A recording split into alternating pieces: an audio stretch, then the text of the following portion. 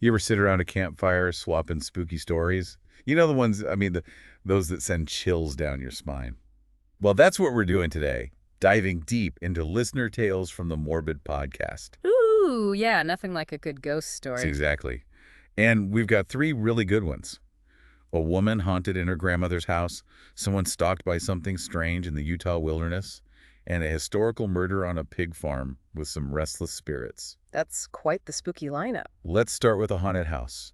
Picture this inheriting your grandmother's place, a charming old converted barn in East Tennessee. That's peaceful. Right, until you start hearing demonic laughter and finding freshly dug graves. Oh boy, okay, that's definitely not peaceful. Nope, not at all. So our listener, Becca, starts experiencing all sorts of strange things almost as soon as she moves in. A bad feeling like she's unwelcome things moving around a presence that seems to be coming from the walls themselves. A classic haunted house. But this one's got a twist. It might be tied to an unsolved murder. That's where things get really interesting. Becca starts having these vivid nightmares. She sees a pregnant woman murdered by a man hung from a tree. The details are so clear, it's like she's reliving it. And get this. Becca's grandmother told her she found a purse in the basement when she bought the house. It belonged to a pregnant woman. And the description matches the woman in Becca's dreams perfectly. It's like the murdered woman's spirit is trying to get Becca's attention to lead her to the truth. So is she buried on the property, trapped in the house? Spooky stuff, especially if you think about those stories we heard growing up. Absolutely, and it gets worse. The presence gets stronger. Becca hears a demonic laugh, and then she finds a freshly dug grave in the cemetery with a coffee cup in it. A coffee cup, like someone was trying to dig up the grave with anything they could find. That's what it seems like. This is where Becca's friend Zach comes in. He's in the Morbid episode too. He's a skeptic, but even he couldn't deny the weird things happening. They felt cold spots, their equipment stopped working, near the grave of a woman named Norma. Ugh, Norma.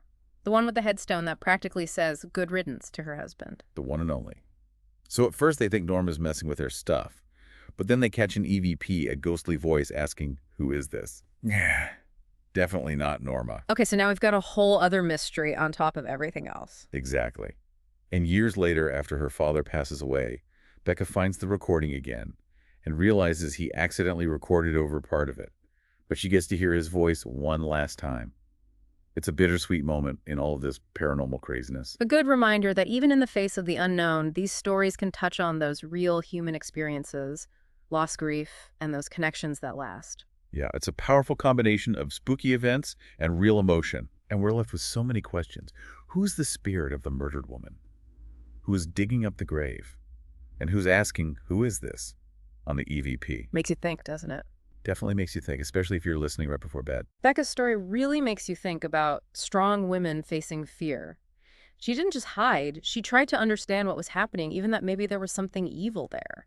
You're right, there's real courage there. It's not just being scared, it's wanting answers. Yeah. And maybe helping a spirit find peace. Reminds me of another strong woman from that episode, Laura. Grew up exploring canyons and mountains in southeastern Utah, a place full of Native American lore and stories about strange creatures. Yeah, Laura. The one who believes she saw Bigfoot. We go from spooky old house to the wilderness. And both tap into those deep fears, you know.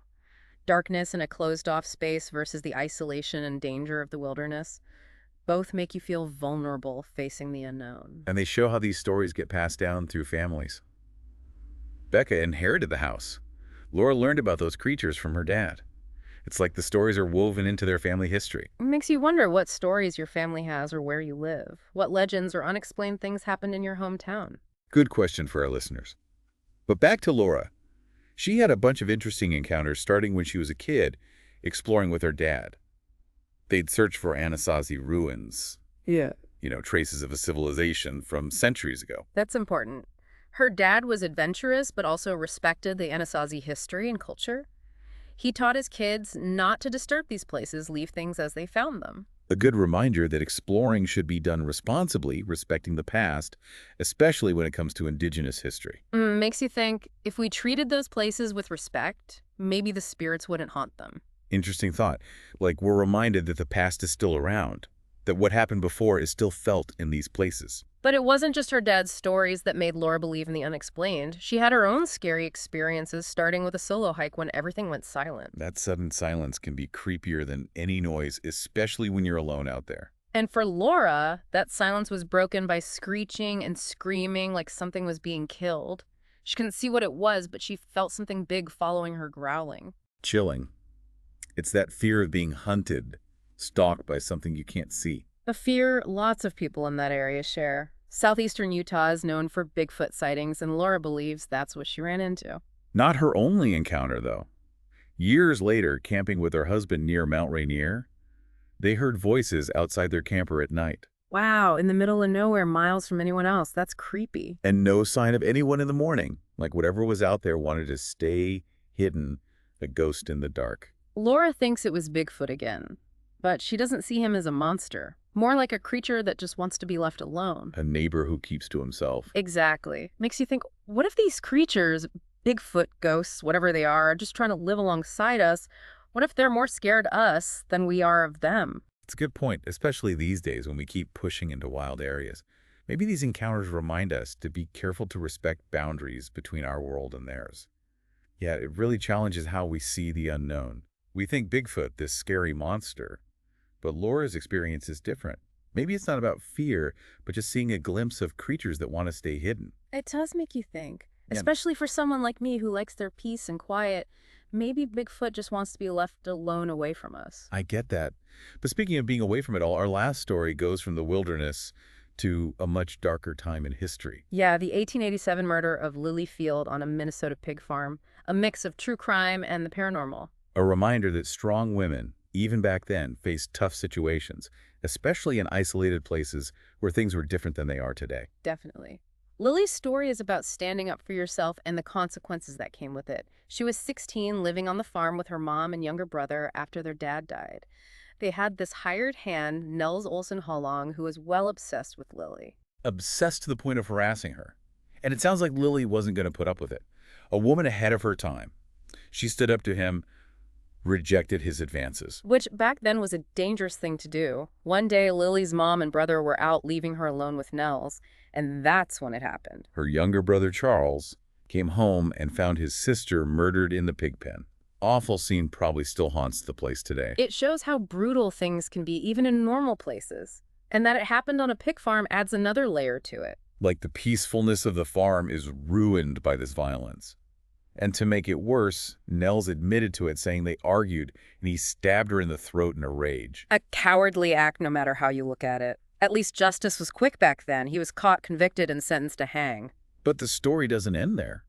The farm abandoned now is supposedly haunted. People say they hear screams their cars won't start, and some even say they see a woman with a candle. Like Lily's spirit is trying to be heard after being denied justice in life.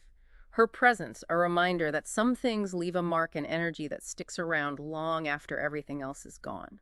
Makes you wonder if the people visiting the farm now are picking up on those echoes of Lily's strength, her fighting spirit. It's a chilling thought, and it goes back to what we were saying about strong women. Even in death, Lily's story keeps fascinating us. So as we finish this deep dive into listener tales from Morbid, what are the big takeaways for our listeners? What can we learn from these encounters with the unknown? I think the biggest is that history isn't just something you read about. It's alive in the places we live, in the stories we tell, and in the echoes of the past all around us. And it reminds us that every place has secrets, a collection of stories waiting to be uncovered. A spooky old house, the wilderness, an abandoned farm, they all have layers of experience woven into them. By listening to these stories, being open to the possibility of the unexplained, we learn more about the past, but also ourselves and the world we live in. So next time you're somewhere with a lot of history or a spooky reputation, take a moment to listen. You never know what whispers from the past you might hear. And who knows, maybe you have your own story to tell. That's how these traditions stay alive, passing them down. That's what makes this deep dive so great. It's a journey into the unknown, a chance to explore those mysteries that fascinate and challenge us. Thanks for listening. Until next time, keep exploring, keep questioning, and most importantly, keep listening.